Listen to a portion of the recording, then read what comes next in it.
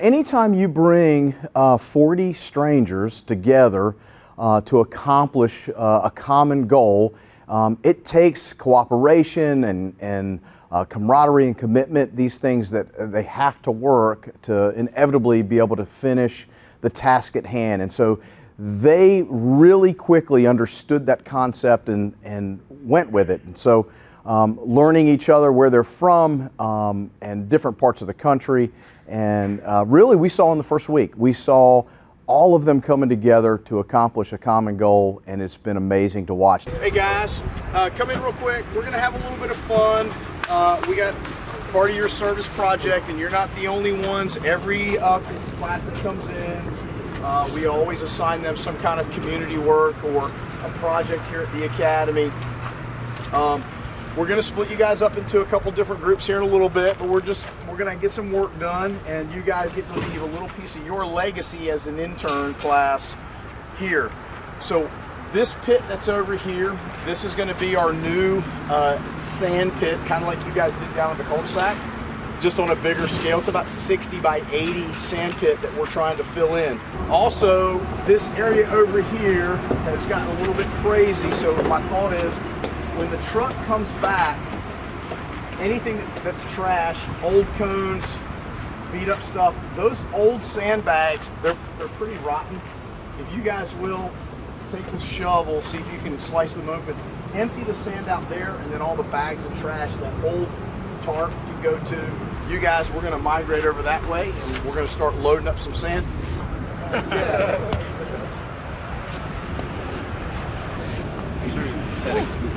Throughout this program, 8-week program, we're going to do several service projects, and today is their first one where they're cleaning up our physical fitness field, where we've got tires that they flip, and we do speed and agility drills with them, and then of course our sand pit, and then our trails.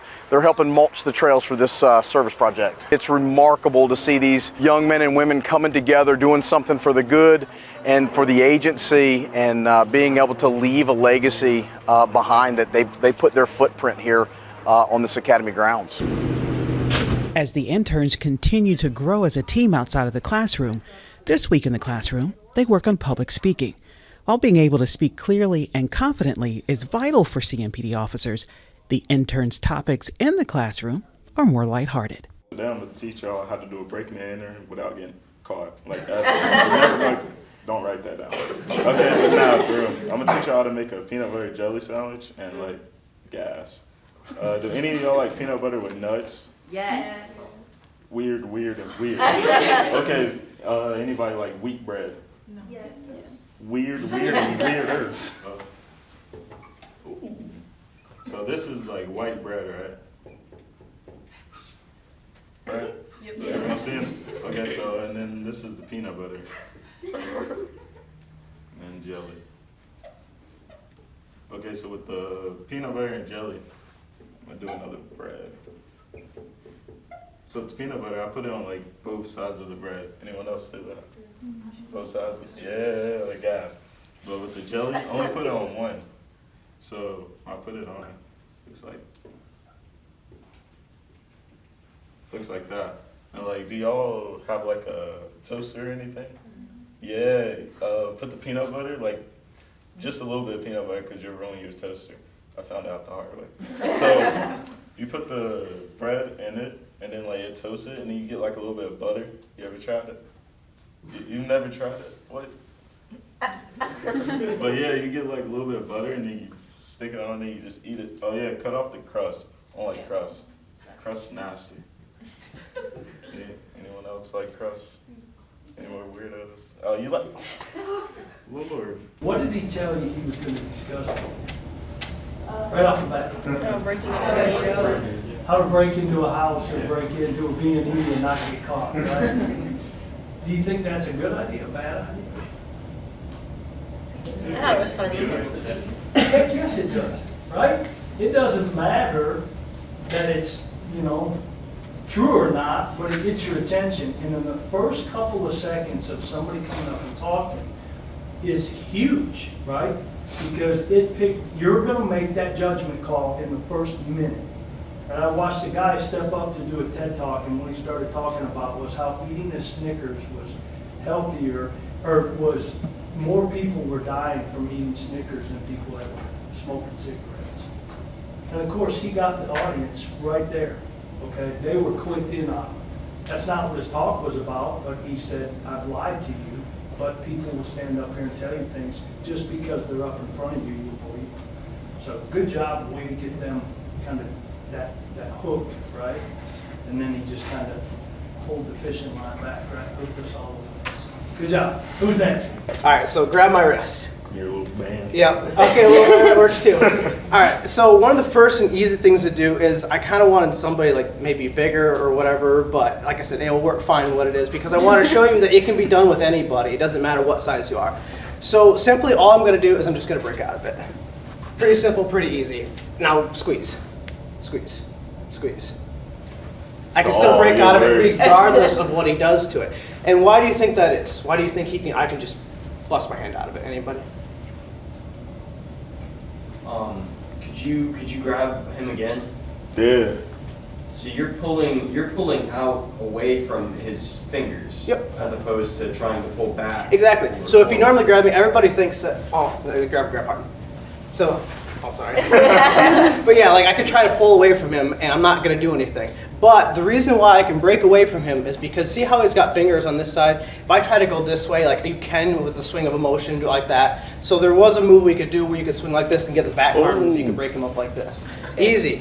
But if you're just trying to get away from somebody, trying to avoid confrontation, because sometimes people get very hostile towards you or whatever, you just want to break away from the wrist. So the reason why it's like that is because he has no fingers here. There's no finger. It's all soft spot.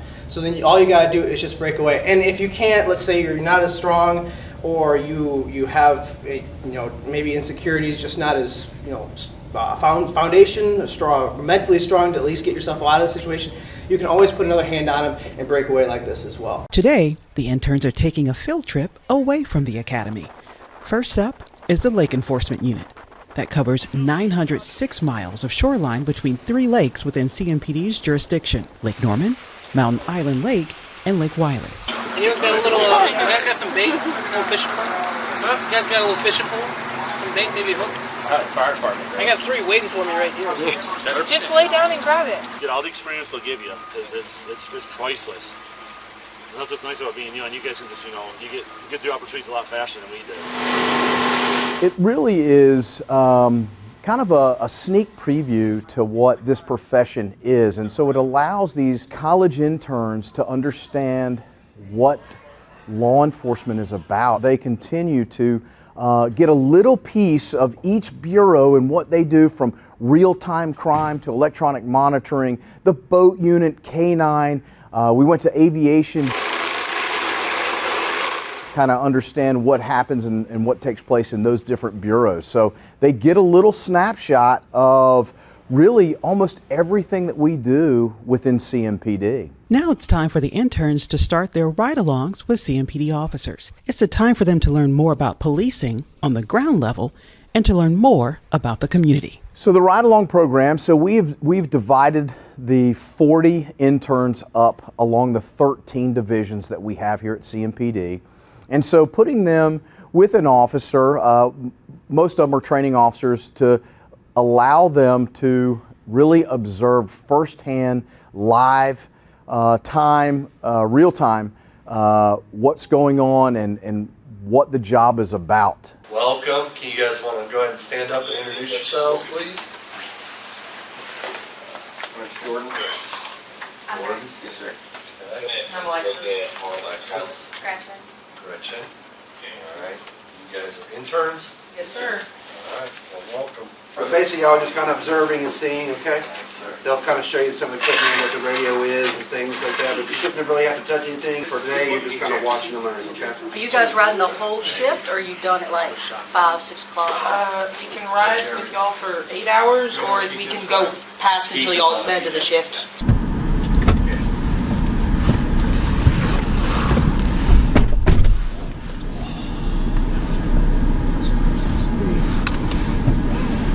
If you have any questions throughout the day about anything, just ask.